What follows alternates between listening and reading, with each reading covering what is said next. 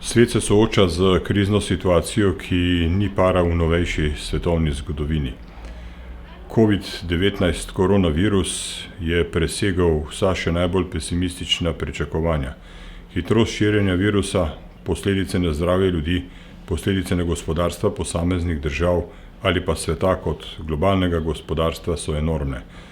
Izbruhi, ki smo jih podcenjevali in jih nismo v pravi meri predvideli, niti preventivno obdelali, se nezadržno širijo.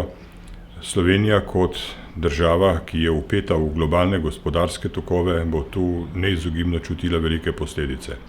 No, najprej je treba poskrbeti za zdravje ljudi, najprej je treba poskrbeti za to, da bodo najbolj rizične skupine čim bolj izmaknjene z možnosti, da se okužijo z virusom, poskrbeti je treba pa tudi za bolne.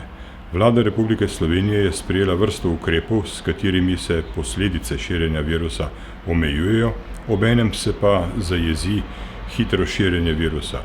Vendar nič izmed teh ukrepov ne more pomagati, če se državljani Republike Slovenije ne obnašamo odgovorno, če ne sprejmemo resnosti tveganja in se obnašamo samozaščitno ter sledimo vsem navodilom, ki jih dobivamo najprej od Nacionalnega inštituta za javno zdravje, potem pa še tudi od drugih vladnih organov. Soočamo se s pomanjkanjem zaščitnih sredstev, da bi zagotovili primerno obravnavo bolnikom v bolnišnicah in zaščito zdravstvenemu osebju, ki ga nimamo ravno veliko na razpolago, bomo zaščitna sredstva najprej porabili tam, kjer so nujno potrebna. Deluje se na področju izdelovanja zaščitnih sredstev v Republiki Sloveniji, ker jih je zelo težko dobiti iz tujine. Tujina se namreč obnaša samozaščitno in vse države najprej poskrbijo za varnost svojih prebivalcev. Torej, pred nami je nekaj kritičnih dni, tednov ali celo mesecev, v katerih bomo z samozaščitnim obnašanjem lahko veliko prispevali k temu, da bodo posledice za ljudi in državo manjše. Državni svet v teh pogojih funkcionira brez kakšnih velikih omejitev. Državne svetnice in svetniki opravljajo svoje delo od doma, službe, ki so nujno potrebne za delovanje državnega sveta, pa funkcionirajo tu na kraju samem v parlamentu Republike Slovenije. Odločitve, ki jih sprejemamo, so večinoma usmerjene v krizno situacijo in iskanje rešitev za prevladovanje kriznih razmer.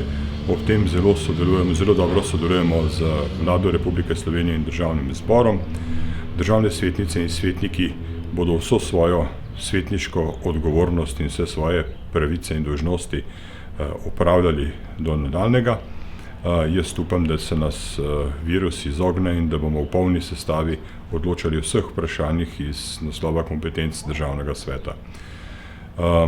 Rad bi sporočil vsem ljudem, ki imajo dostop do tega gradiva oziroma tega videa, da virus, ki se tokrat širi po svetu, ni nedolžen, da nobeno opozorilo in upoštevanje opozorila ni odveč in da vsako lahkomiselno ravnanje ne ogroža samo posameznika, ki tako ravna, ampak še vse ljudi okrog njega. Hvala.